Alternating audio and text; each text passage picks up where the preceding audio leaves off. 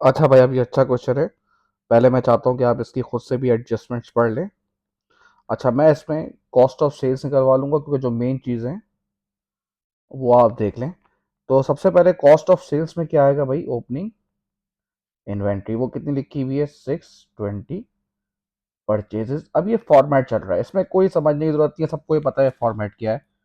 2502 carriage inwards है, देखिए लिखा हुआ है कैरेज इनवर्ड्स। वो कितना है कैरेज इनवर्ड्स?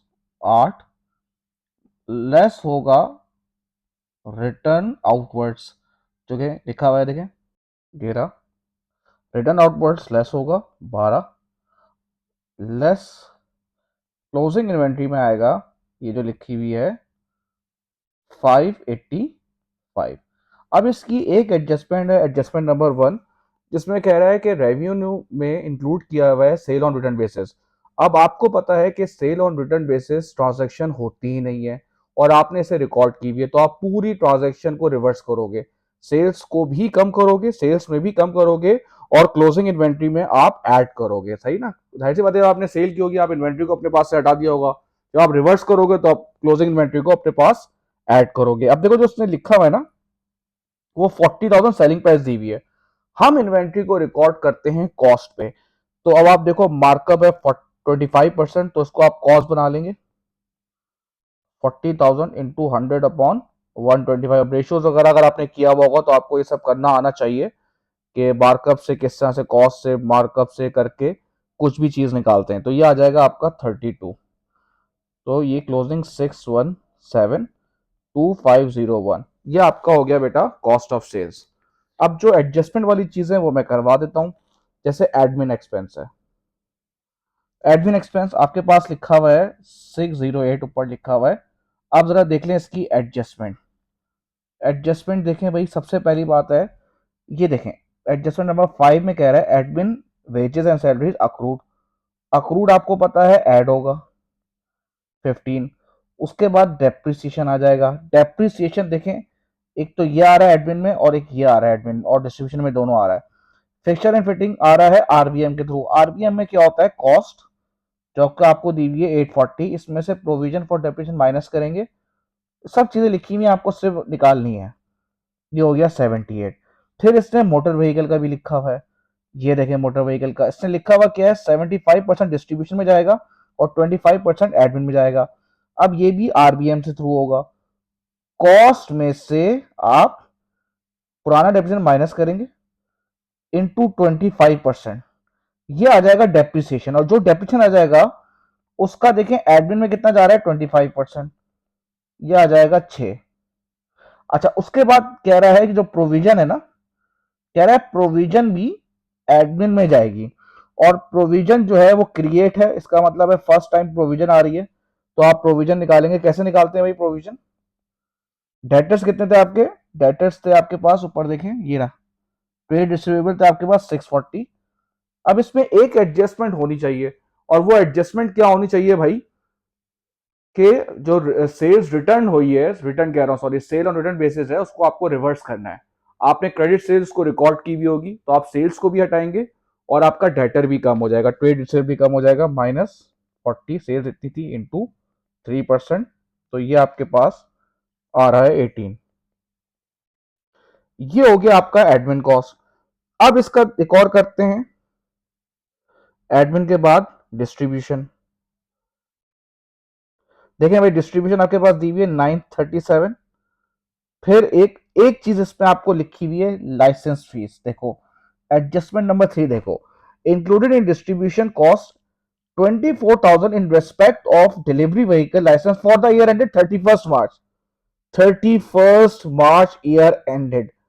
बेटा हम अकाउंट्स कब तक के बना रहे हैं? दिसंबर। इसका मतलब है जनवरी फरवरी मार्च, ये एक तरह से प्रीपेमेंट हो गया, 3 महीने का प्रीपेमेंट हो गया 6। फिर डेप्रिसिएशन मोटर व्हीकल आएगा भाई, जैसे हमने वहां पे किया था 202 -106 इंटू 25%, ये डेप्रिसिएशन है, और इसका 75% देखो इसमें जाएगा, तो ये आ जाएगा 18। फिर ऊपर आपके पास लिखा हुआ है कैरेज आउटवर्ड, क्योंकि ये भी डिस्ट्रीब्यूशन से रिलेटेड कॉस्ट है। कैरेज आउटवर्ड्स जो है वो ये रही, 22। अब ये देखें आ रहा है 971। अब इसमें देखो एक चीज है, प्रॉपर्टी कॉस्ट भी है, ठीक है। प्रॉपर्टी कॉस्ट देख लें भाई, प्रॉपर्टी कॉस्ट आपको कहां दी हुई है? प्रॉपर्टी कॉस्ट ये रही ना प्रॉपर्टी। उसके बाद प्रॉपर्टी कॉस्ट आपको दी हुई है, इसमें सिर्फ एक चीज आएगी जो है डेप्रिसिएशन। इसका आएगा बिल्डिंग का डेप्रिसिएशन आएगा बेटा। अच्छा अब आप देखो ये बिल्डिंग जो है ना, बिल्डिंग बिल्डिंग बिल्डिंग ये रही, ये रिवैल्यू हुई है 1050। जब आप रिवैल्यू करते हैं तो डेप्रिसिएशन रिवैल्यूड अमाउंट पे चार्ज होगा। प्रॉपर्टी किस पे हो रहा है? 2% स्ट्रेट लाइन मेथड पे।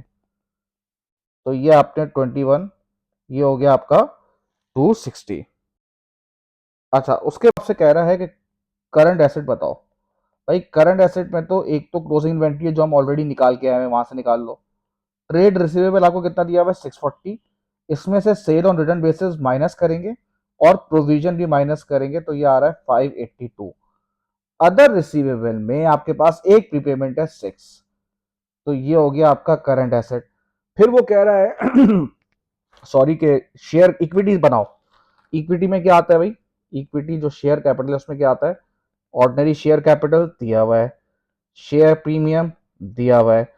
अब ये रिवैल्यूएशन रिजर्व्स, रिवैल्यूएशन रिजर्व में आएगा 510। अब जरा देख लो 510 कैसे आएगा। अब आपके पास देखो ये एडजस्टमेंट लिखी हुई थी, प्रॉपर्टी 900 की लिखी हुई थी और 900 से 1050 हुई, ठीक है। तो देखो प्रॉपर्टी पहले इसकी डबल एंट्री बना लोगे तो समझने में आसानी होगी। पहले कितनी थी? 900। अब कितनी हो गई? 1050। तो प्रॉपर्टी की वैल्यू बढ़ गई। प्रॉपर्टी एसेट, एसेट जब बढ़ता है तो क्या होता है? डेबिट। जब भी किसी एसेट की वैल्यू बढ़ती है हम उसका प्रोविजन फॉर डेप्रिसिएशन अपने पास से हटा देते हैं। क्यों हटा देते हैं? लॉजिक क्या है? देखो डेप्रिसिएशन, प्रोविजन फॉर डेप्रिसिएशन क्या है? एसेट की वैल्यू उतने से कम हो चुकी है, जब उसकी वैल्यू बढ़ गई इसका मतलब है भाई वो आपने सही रिकॉर्ड नहीं किया हुआ था, अब इसको आप निकालो। प्रोविजन फॉर डेप्रिसिएशन जब बढ़ता है तो क्या होता है? क्रेडिट। और जब वो कम होगा, जब आप निकालेंगे तो वो होगा डेबिट। सर क्यों निकाल लें? क्योंकि भाई एसेट की वैल्यू बढ़ गई। और रिवैल्यूएशन रिजर्व क्रेडिट हो गया 510 से, ठीक है। अब आप रिटेन अर्निंग पे आ जाएंगे। ओपनिंग आपको कितनी दी हुई है? 898। इस दफा का प्रॉफिट फॉर द ईयर कितना दिया हुआ है? 594। अब एक इसमें एडजस्टमेंट दी हुई है डिविडेंड की। डिविडेंड कितना दिया हुआ है? 35। बाकी ट्रांसफर टू जनरल रिजर्व वगैरह कुछ नहीं दिया हुआ। तो ये आ गया 1457322 7, ठीक है भाई।